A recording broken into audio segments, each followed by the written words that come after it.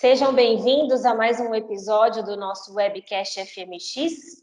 Hoje comigo aqui estão o Mazi, nosso CTO, o César, que é nosso analista de negócios, e o Wesley, que é nosso especialista UX.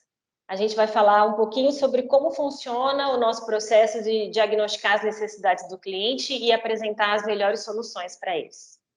César, me explica um pouquinho como que é o processo, né, de leading, como você trata a exposição da marca com um cliente. Por exemplo, chegou um cliente para você ou você vai atender um cliente. Você faz alguma diferenciação nesse tipo de atendimento? E como é esse atendimento? Dá uma palhinha para a gente. Tá, vamos lá, Márcio. Na verdade, existe sim. Como é que funciona? Na verdade, o primeiro passo que nós fazemos é entender um pouco quem é o cliente e qual é a dor dele, né? Inclusive, quando a gente fala de entender o cliente, existem pessoas que têm um domínio maior com a tecnologia. Existem outras pessoas que têm uma ideia, têm uma sugestão. Então, essa abordagem ela vai de acordo com o domínio de cada um desse perfil de cliente. Por exemplo, aquele cliente que ele tem um domínio mais de tecnologia, a gente já consegue conversar de forma mais abrangente. Então, a gente já começa a detalhar um pouco mais quais são os riscos do projeto, os riscos dos projetos, qual é o desejo que ele gostaria. A gente já começa a discutir arquitetura, por exemplo, inclusive linguagens e ferramentas de desenvolvimento, né? Aqueles clientes que, normalmente, eles têm uma ideia, têm um sonho, têm um desejo, o ideal é materializar esse desejo dele através de uma POC ou através, por exemplo, de um diagrama para ele de contexto, né? O que pode ser esse diagrama de contexto? A gente pode apresentar um protótipo, por exemplo. Então, vamos supor, olha, eu gostaria de desenvolver um software para controle de animais, né? O ideal, quando a gente percebe, como eu disse, que ele não tem aquele apego, aquele detalhe, não consegue visualizar o software dele e sim ter uma noção, você materializar aquilo para ele é um excelente direcionamento. E dessa maneira a gente consegue fechar muitos contratos. Que bacana. Então, você falou um ponto importante, uma POC, né, a prova de conceito. E algo que materialize para ele ter uma ideia de como vai ficar. A gente tem feito isso. Muito, muito. Inclusive, existe um outro método que nós fazemos também, que é bastante interessante. A gente sempre compara o desenvolvimento de um software com a construção de um imóvel, de uma casa. Quando a gente fala de construção de uma casa, quais são os profissionais envolvidos, né? Por exemplo, quando a gente fala de vou fazer um software, você já pensa no desenvolvedor. Então, alguém que vai sentar e vai sair codificando e aquilo vai ficar pronto no final. Mas normalmente não funciona assim, né? Essa analogia com a construção do imóvel, eu acho que ele facilita o entendimento para o cliente. Quando a gente vai construir um imóvel, a gente precisa de vários profissionais. A gente precisa de um arquiteto, de um engenheiro, de um pedreiro, de um pintor e assim por diante, né? Então, quando a gente vai, por exemplo, fazer um banheiro, então eu preciso saber exatamente onde ficam as tomadas, porque eu vou ligar ali um secador de cabelo, eu vou ter algumas funcionalidades dentro daquele banheiro. E software não é diferente. Então, nós também trabalhamos vários profissionais, nós alocamos vários tipos de profissionais também nesse quesito. Como eu disse para vocês, uma ferramenta importante que a gente utiliza é a análise de como vai ser esse software, né? Então, muitas vezes as pessoas vêm com uma ideia ou já tem um software pronto e esse software está num estágio de uma vida... Todo software tem ciclo de vida. Ele já está num ciclo de vida que precisa ser reconstruído, né? Quando a gente pensa nesse cenário, não está muito claro na cabeça do cliente o que fazer e que hora de fazer. Porque tem muita coisa que a gente tem que deixar de fazer no software, porque ele não deu certo, né? Então, quando a gente senta e discute com alguns arquitetos ou até um analista de negócio do produto, a gente avalia quais são as necessidades do cliente, a gente avalia os pontos críticos, a gente avalia junto também com o cliente. Ô César, entendi. E quais tipos de profissionais que a gente tem hoje para fazer essa análise? Porque aí você pode, né, ter um projeto pequeno, um projeto médio, um projeto grande, um projeto muito grande. E quais tipos de profissionais, quais tipos de produtos são analisados para cada cliente? É como você disse, cada cliente ele tem um perfil. De acordo com a necessidade ou a complexidade desse assunto, nós elencamos profissionais diferentes. Então, ele vai desde um UX, que é o profissional que está o Wesley representando, que é o Que é o profissional... UX, cara? Para quem não, nosso amigo de casa que não sabe, o que é UX? Posso explicar essa? Opa, Wesley, manda.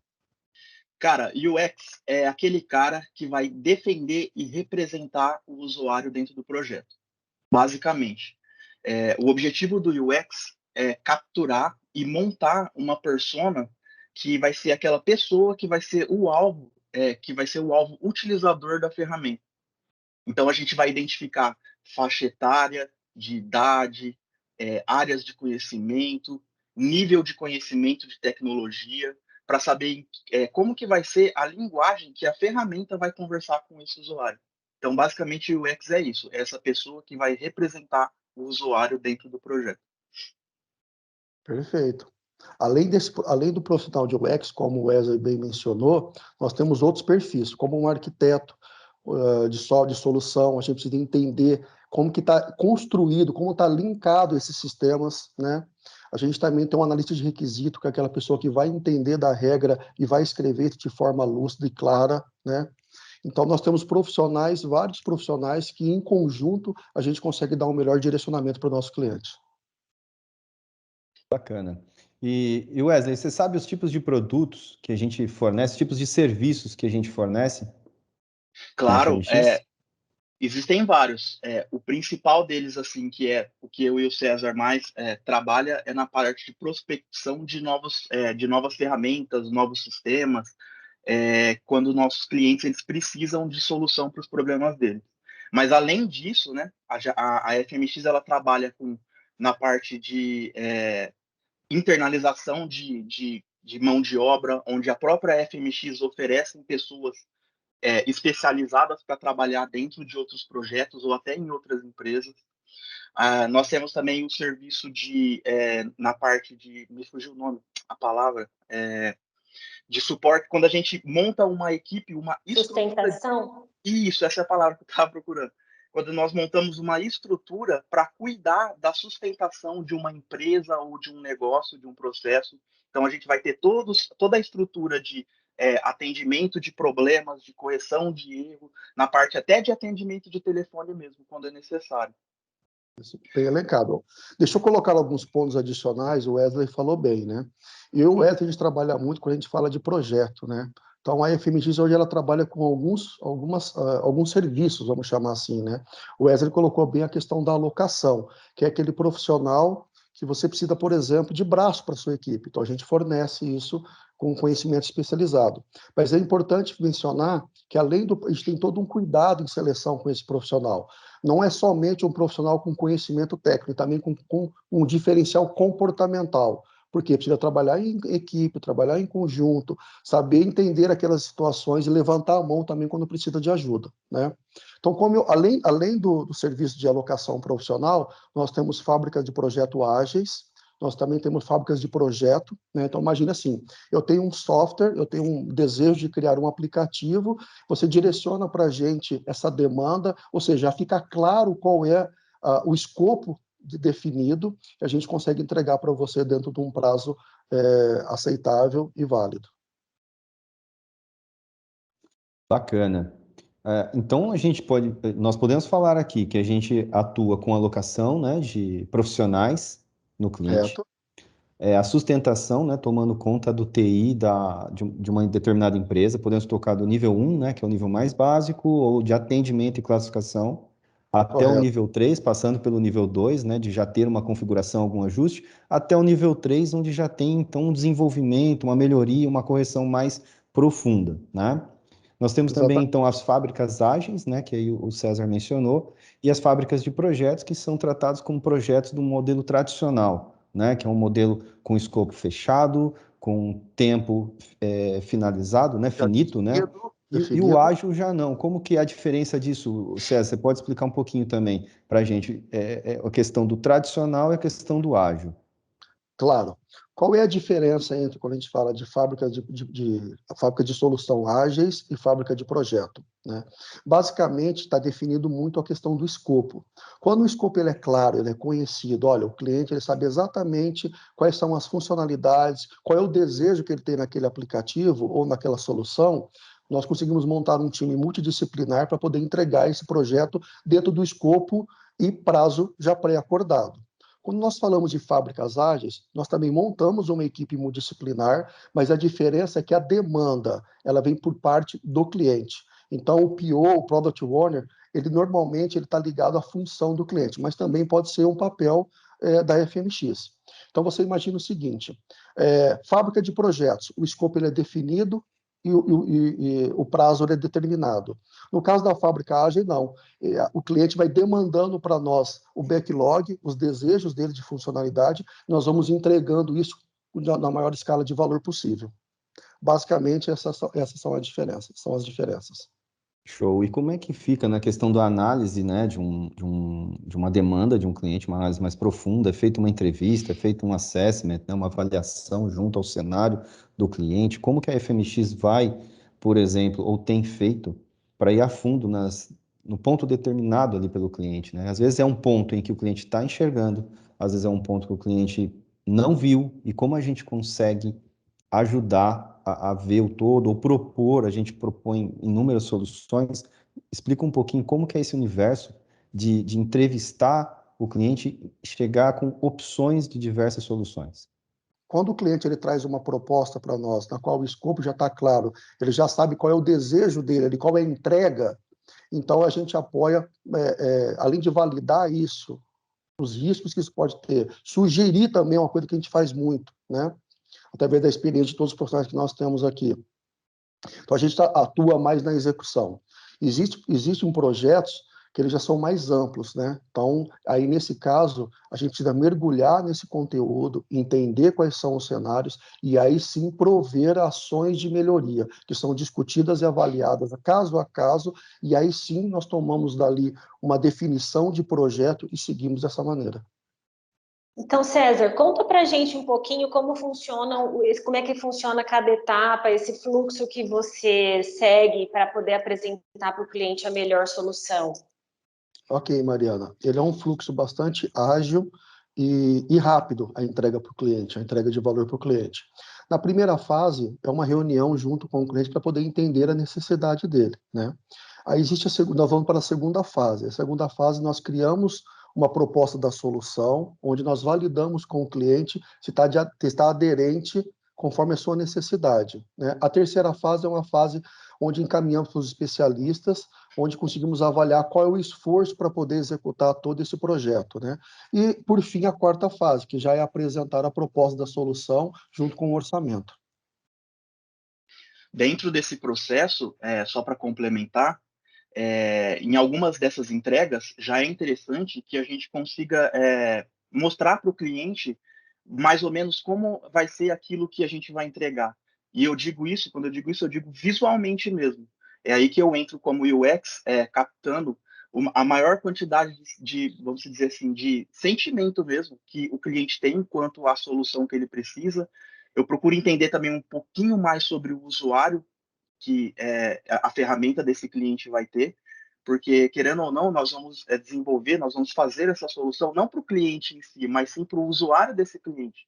Muitas vezes pode ser o próprio cliente e o usuário, mas nem sempre. Então, é importante a gente entender e separar isso por causa das personas a quem a gente quer atingir. E, normalmente, nas primeiras entregas, onde a gente está falando de prospect, que é para você apresentar uma proposta para o cliente, a gente toma um pouco de cuidado na questão de se a gente vai trabalhar, no caso, mockups ou protótipos de alta, baixa ou média fidelidade. É importante a gente ver se a gente consegue captar também um pouco sobre a branding desse cliente, ou seja, a identidade de marca, cores, traços, tudo aquilo para quando a gente conseguir pelo menos fazer a primeira apresentação, a gente conseguir causar aquele impacto que o cliente deseja, atendendo até a própria marca dele, com cores, com aparência, com padronização. Eu acho que isso é muito importante na hora da decisão do cliente, se ele vai fechar ou não para fazer esse projeto. E é apaixonante, né? Eu já vi alguns trabalhos do Wesley, cara, e assim, a hora que o cliente vê, aí só salta aos olhos, ele fala, putz, era isso que eu queria, né? Ele já vê funcionando, às vezes ele acha que um mockup, né, uma apresentação tão bem feita já está funcionando, já é o software. Né? Pois Nossa, é. fez isso e ainda não é um trabalho, né?